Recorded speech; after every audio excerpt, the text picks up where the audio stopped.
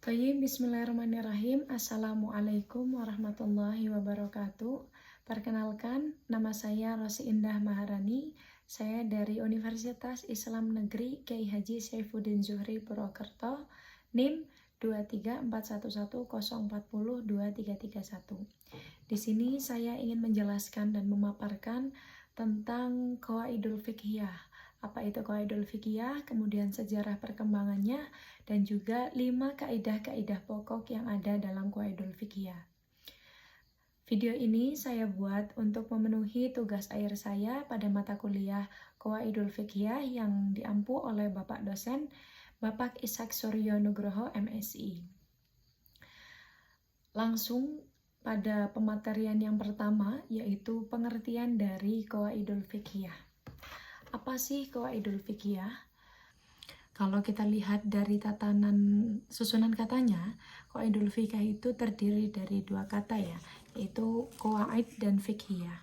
Nah, kita akan bahas satu-satu apa itu qawaid secara bahasa dan istilah, dan apa itu fiqhiyah secara bahasa dan istilah. Kemudian nanti kita simpulkan apa sih pengertian dari Qawaidul Fiqhiyah itu. Yang pertama yaitu arti dari qawaid.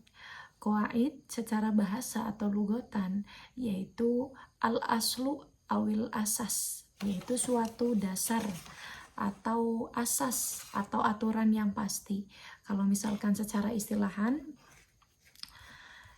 yaitu menurut Al-Jarjani wal Imam Manawi rahimahumullah bi annaha qadiyatun kulliyah muntabikon ala jami'il juz'iyatiha, yaitu suatu masalah yang komprehensif yang berlaku untuk semua detailnya. Kemudian kalau misalkan kita lihat dari pengertian fikih, yaitu al-fiqhu lughatan, yakni al-fahmul atik atau kefahaman yang mendalam. Kemudian kalau fikih secara istilahan yaitu al-ilmu bil ahkami asyar'iyyah al-amaliyah al-muktasabatu min adillatiha at-tafsiliyah, yang artinya yaitu semua ilmu tentang putusan hukum yang praktis yang diperoleh dari bukti-bukti yang terperinci. Jadi kalau misalkan kita gabungkan dari pengertian 2 ini antara qawaid dan fiqhiyah, yaitu menjadi qawaidul fiqhiyah. Jadi qawaidul fiqhiyah ini adalah hukum fikih yang menyeluruh, yang mana dengan kaidah fiqhiyah bisa diketahui hukum-hukum yang masuk pada kaidah tersebut, yaitu pada bab-bab yang bermacam-macam. Nah, pada qawaidul fiqhiyah ini membahas yaitu tentang keserupaan dalam masalah-masalah kaidah fikih untuk mengikat masalah-masalah yang serupa.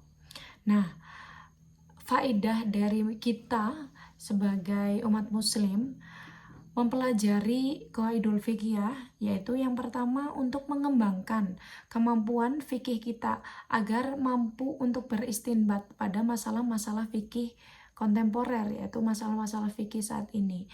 Yang kita tahu masalah fikih kontemporer yang pada zaman dan era globalisasi ini sangat bermacam-macam ya. Bahkan yang dulunya tidak ada pada zaman Nabi, sekarang karena perkembangan zaman adanya masalah-masalah itu. Kemudian yang kedua, untuk memudahkan memahami hukum-hukum baru atau hukum-hukum yang kontemporer yang memungkinkan untuk menguasai dengan permasalahan-permasalahan yang dekat dengan cepat dan menjawab. Kalau kita menyelesaikan masalah-masalah atau problem-problem pada zaman sekarang, yaitu hanya terpaku dengan Al-Quran hadis, itu mungkin dirasa cukup, tapi pasti ada pertanyaan-pertanyaan yang mengganjal bagi orang-orang awam yang kurang memahami makna dari Al-Quran hadis tersebut. Makanya di sini para ulama yaitu membentuk suatu kaidah-kaidah yang telah diijtihadkan oleh para ulama, yang mana disesuaikan dengan perkembangan zaman seperti sekarang ini. Selanjutnya kita bahas tentang sejarah perkembangannya. Dari sejarah perkembangan Qawaidul Fiqhiyah ini memasuki fase atau 3 masa. Yang pertama yaitu pada fase pertumbuhan dan pembentukan, kemudian yang kedua fase tadwin atau kodifikasi dan perkembangan, dan yang ketiga yaitu fase pengembangan dan penguatan. Pada fase pertumbuhan dan pembentukan ya, yang pertama, sebenarnya qawaidul fiqh ini sudah ada dari zaman Rasul, bahkan dari datangnya Islam. Terlebih pada zaman itu kaidah-kaidah asasiyah yang langsung memiliki dasar hukum yang kuat. Terlihat dari banyaknya ayat-ayat Al-Quran yang mengandung kaidah-kaidah itu, yang kemudian disusun dan dirumuskan sehingga menjadi suatu pedoman seperti yang dikenal saat ini, yaitu kaidah fikih. Begitu juga kumpulan kata-kata yang diucapkan Nabi atau hadis sekalipun dengan bahasa dan kata-kata yang ringkas, tetapi mengandung berbagai makna. Inilah yang kemudian mendorong timbulnya qawaidul fiqhiyah. Jadi pada masa pertumbuhan ini, yaitu diawali pada zaman Rasul ya, ketika Rasul datang, kemudian datangnya agama Islam, membawa agama Islam, kemudian dilanjutkan karena kaulnya atau hadisnya Nabi kemudian ditulis oleh para sahabat, kemudian dilanjutkan oleh tabi'in dan tabi'in selama 250 tahun. Masa qawaidul fiqhiyah pada masa pertemuan ini kurang lebih selama 3 abad lebih. Kemudian pada masa tadwin yaitu kodifikasi, qawaidul fiqh ini mengalami zaman keemasan, yaitu di mana qawaidul fiqh ini berkembang pesat karena para imam-imam rawi hadis, yaitu 4 madhab, yaitu Imam Hanafi, Imam Maliki, Imam Syafi'i, dan Imam Hambali mengembangkan qawaidul fiqh ini sampai berkembang dan mempunyai kaidah-kaidah cabangnya juga. Kemudian yang terakhir yaitu pada fase pengembangan dan penguatan, yaitu sekitar abad ke-8 sampai saat ini.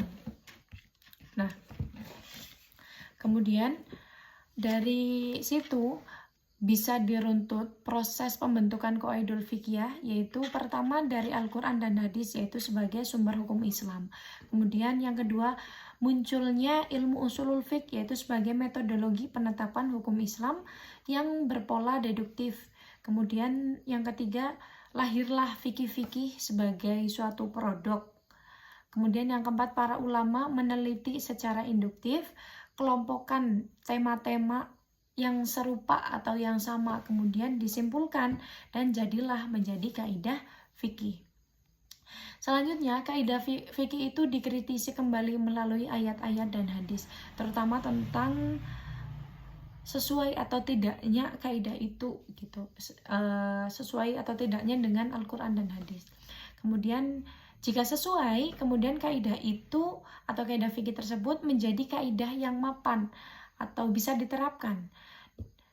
Kaidah yang mapan digunakan untuk menanggapi atau mengkaji persoalan di masyarakat, baik perdata, pidana, politik, sosial, budaya, yang kemudian memunculkan hukum-hukum fikih baru. Makanya secara praktis, kaidah fikih ini digunakan untuk menjawab persoalan-persoalan baru di bidang fikih. Bahkan Turki Utsmani di dalam Majalatul Ahkam menggunakan 99 kaidah ketika menyusun undang-undang akad muamalah yang berjumlah 1851 pasal.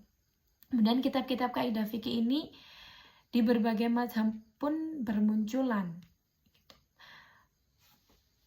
Mungkin kalau dari sejarah perkembangan kaidah fikih bisa disimpulkan bahwa kaidah fikih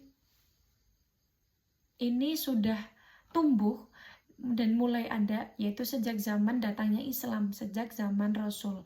Jadi bukan karena kaidah fikih ini untuk menyelesaikan masalah-masalah atau persoalan-persoalan fikih kontemporer, tapi sebenarnya asal muasalnya yaitu sudah ada pada zaman Rasul. Lanjut ke pembahasan yang terakhir, yaitu 5 kaidah-kaidah cabang pada qawaidul fiqhiyah. Kaidah-kaidah cabang itu terdiri dari yang pertama al-umuru bimaqasidiha, yang kedua al-yaqinu la yuzalu bisyak, kemudian yang ketiga ad-dararu yuzalu bid-darar, kemudian yang keempat al-masyaqqah tajlibu taisir, dan yang terakhir al-'ada al-muhakkamah. Dan pada pembahasan pertama yaitu al-umuru bimaqasidiha. Apa sih al-umuru bimaqasidiha? Kalau dari artinya sendiri, al-umuru bimaqasidiha itu adalah segala sesuatu perbuatan yaitu didasarkan pada niat.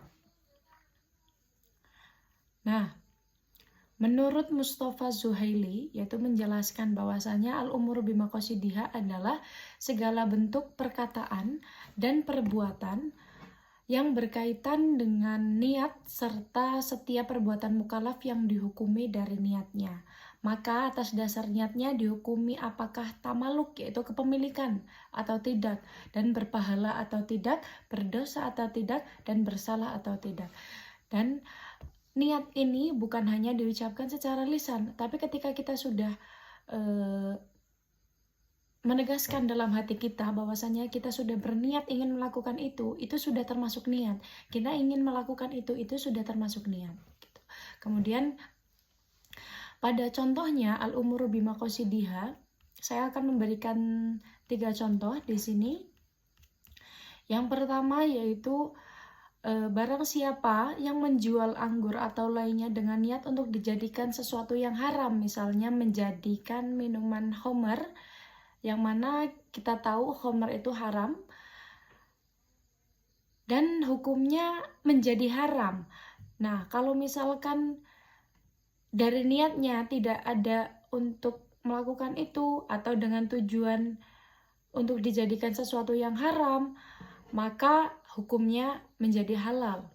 Kemudian yang kedua, ketika kita mengambil suatu barang yang terjatuh di jalan.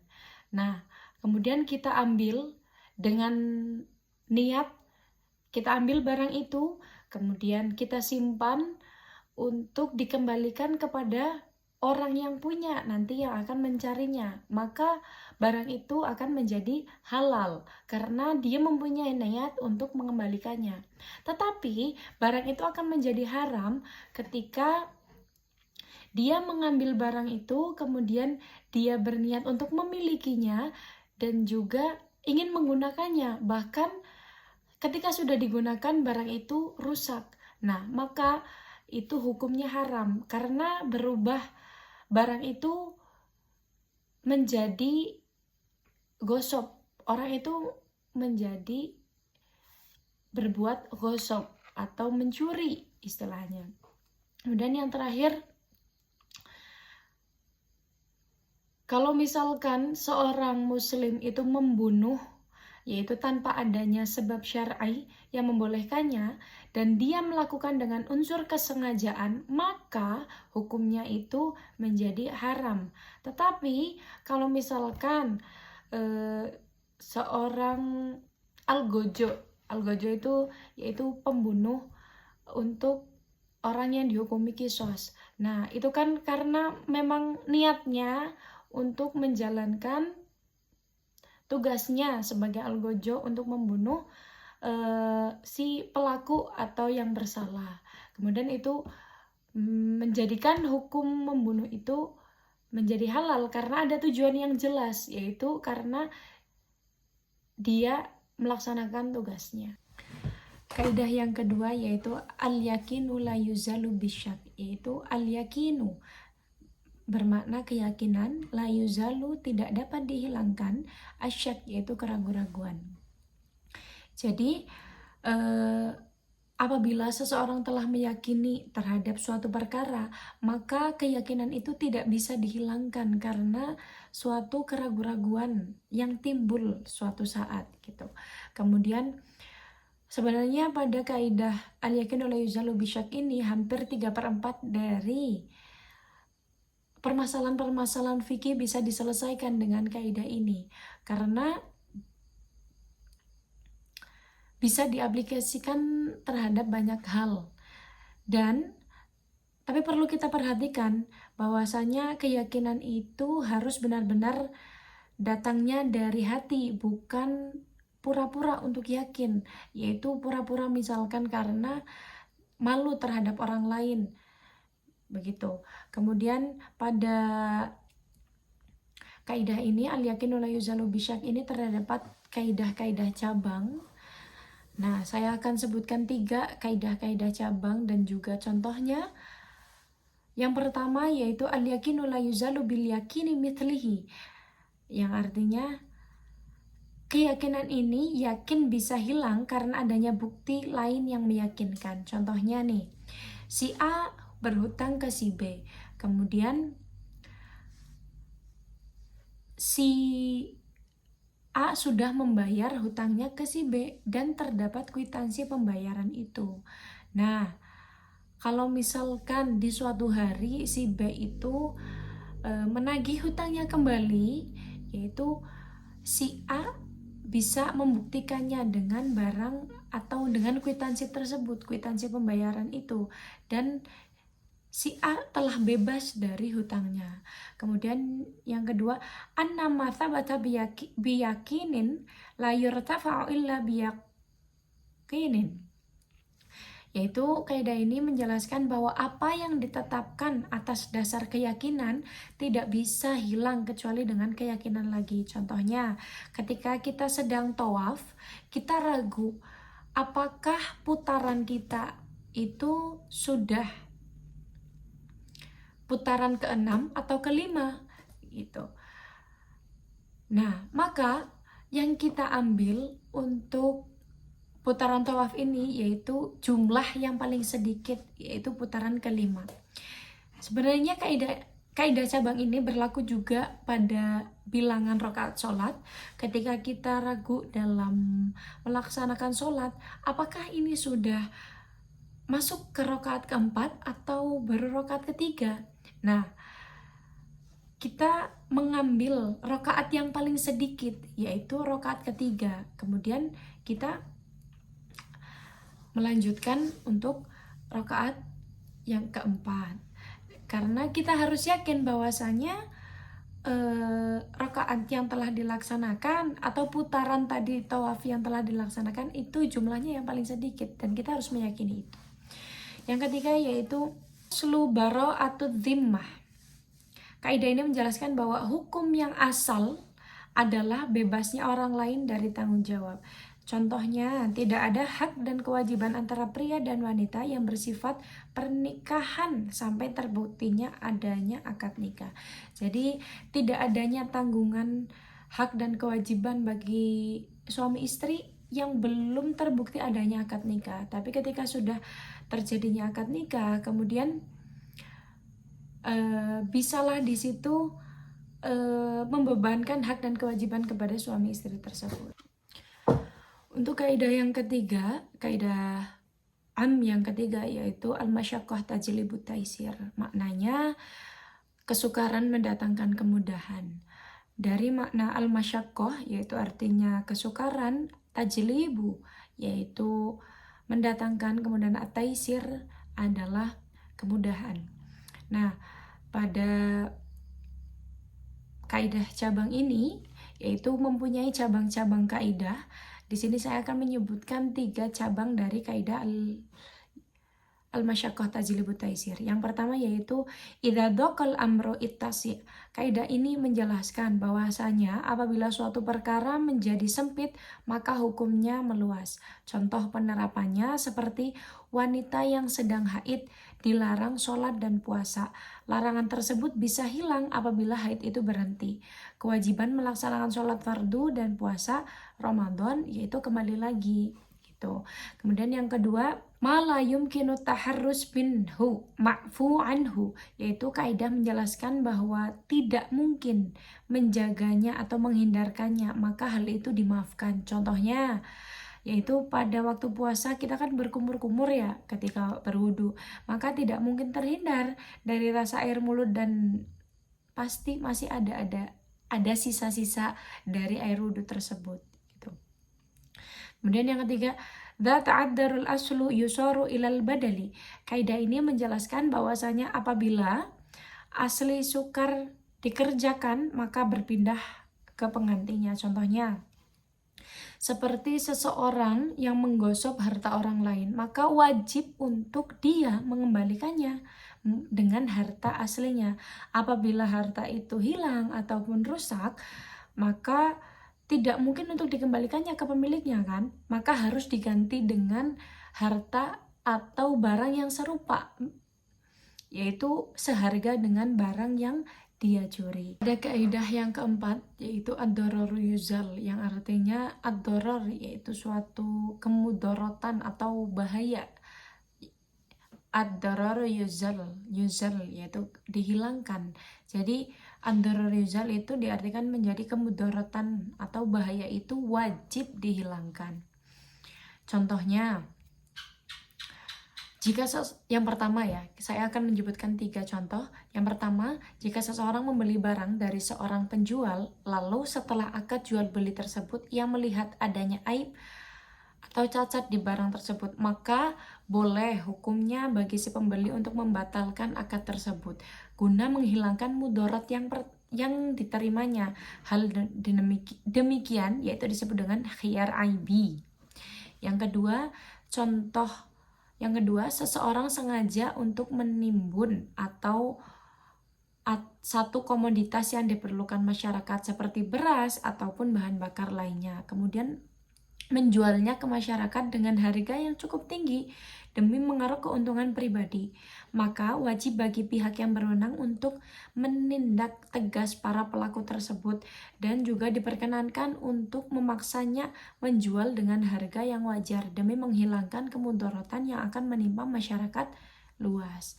Kemudian contoh yang ketiga, jika seseorang itu berhutang makanan, kemudian orang yang menghutangi makanan tersebut yaitu menagih utang di Mekah misalnya, sedangkan harga makanan yang dihutangkan itu mahal atau murah di sana.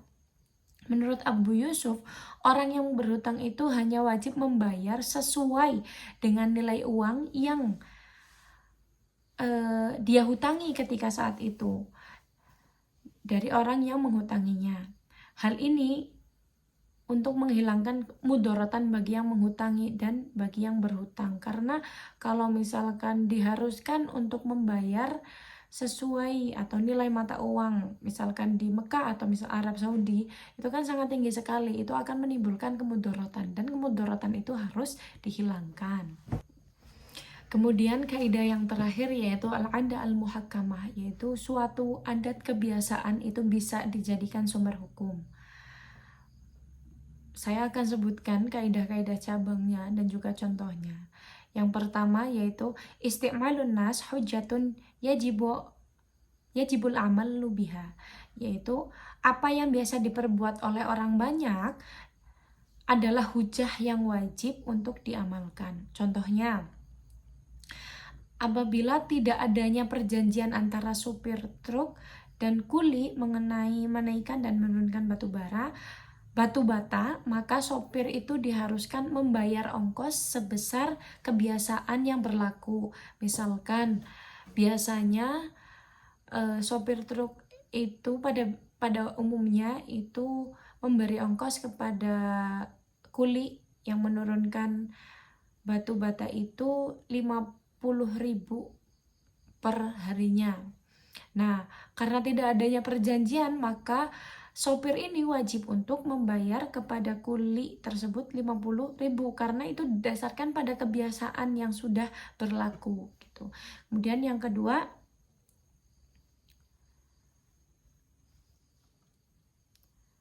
innama tu'tabarul 'adah idza torodat awgolabat, yaitu adat yang dianggap sebagai pertimbangan hukum itu hanyalah adat yang terus-menerus berlaku atau berlaku secara umum. Contohnya, apabila seseorang itu berlangganan koran ya, selalu diantar ke rumahnya, dan ketika koran itu tidak diantar ke rumahnya, maka orang tersebut itu mempunyai hak untuk menuntut kepada pihak pengusaha koran tersebut. Kenapa koran saya tidak diantar selama berhari-hari? Padahal saya sudah membayarkan langganan dan sudah berlangganan untuk pengantaran koran setiap harinya. Jadi itu bisa menjadi dasar hukum karena bisa untuk dituntut ke pengusaha koran tersebut. Kemudian yang selanjutnya, ma'rufu urfal kal masyrutu syartan, yaitu sesuatu yang telah dikenal, yaitu uruf atau suatu kebiasaan seperti yang disyaratkan dengan suatu syarat. Contohnya, ketika kita menjual buah di pohon, yang menjual buah di pohon tidak boleh karena tidak jelas jumlahnya, tetapi karena sudah menjadi kebiasaan maka para ulama membolehkan itu. Biasanya kalau kita menebas satu pohon itu kan tidak tahu ya jumlahnya berapa, tidak mungkin mau dihitung satu persatu karena banyaknya buah yang tumbuh pada pohon tersebut. Maka karena yang sudah menjadi kebiasaan, jadi ulama membolehkan untuk menebas pohon yang tidak jelas buahnya itu berapa. Tetapi pada kaidah al-ada al-muhakamah ini bisa dibuktikan bahwasanya Islam itu tidak anti budaya, Islam itu tidak memerangi adat istiadat, Islam itu tidak antipati terhadap kearifan lokal. Namun Islam mengarahkan agar adat istiadat itu sesuai dan sejalan dengan syariat Islam. Karena segala sesuatu tidak ada batasannya dalam syariat, maka dikembalikan kepada uruf dan adat. Kalau misalkan ditanyakan lagi contoh pada kehidupan atau budaya Jawa gitu ya, kayak adat memakai batik. Nah, kalau secara syariat itu kan tidak ada yang menyatakan bahwa harus menggunakan batik ya. Tapi batik itu boleh dipakai yaitu ketika tidak mengandung unsur gambar hewan atau menyerupai gambar makhluk hidup. Karena dalam Islam itu tidak diperbolehkan untuk menggunakan sesuatu pakaian ataupun aksesoris apapun yang menggambarkan makhluk hidup gitu. Mungkin cukup sekian pemaparan dan penjelasan dari saya. Jika ada kurangnya itu datangnya dari saya pribadi, dan jika ada lebihnya itu semata-mata datangnya dari Allah yang maha memberikan nikmat dan ilmu kepada kita. Wallahul muwafiq ila aqwamit thoriq. Nun wal qalam yawma yasturun. Wassalamualaikum warahmatullahi wabarakatuh.